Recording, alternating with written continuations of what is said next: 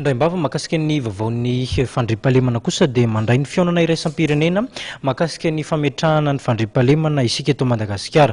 Ny hery rehetra eto amin'ny firenena sy ny solotenan'ny fiarahamonim-pirenena eo anivon'ny SADC no mandray anjara ao anatin'izany fiaonana izay karakarain'ny fiarahamonim-pirenena voa ifiraisana izany. Vola Rovavy sy Tsira Kotorson mamitina ny vaovao.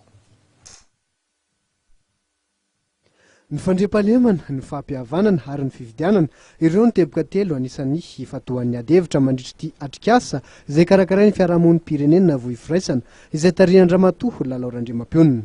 Akoatran'ny malagasy dia manana solotena ary mandray anjara amin'ity fiaonana ity ny firenena ao anatin'ny SADC. Betsaka taon'ny firaisamonim-pirenena izy io zany firaisana FNSM miaraka amin'ny SADC symbole zany.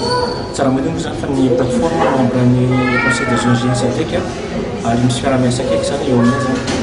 Ty atrikasa ty moa zany dia natao mafana zany mihaino ny hevitry ny ampilavitsehatra rehetra zany firaisamonim-pirenena, mpanao politika, syndicat, ny fiangonana sy ny sisa mifana mahita hoe ahoana zany ny fahitany rehetra ny fomba fanavoaka amin'ity crise ty inona zany mety sotrikevitra afana zany mampiarina zany entiny soteviliniady asa zay alefitra zatefiazy entina amin'ny sehatra mety azo entina azy rehetra ka satria misy disipila ero tsara fa tsy miasa manaiky manao plaidoyer mitaky fanovana mitaky fanatsarana ny fomba fanavoaka amin'ny sy ny sisa dia zay no fitaovana ampiasaina zany amin'ny fotoana zay.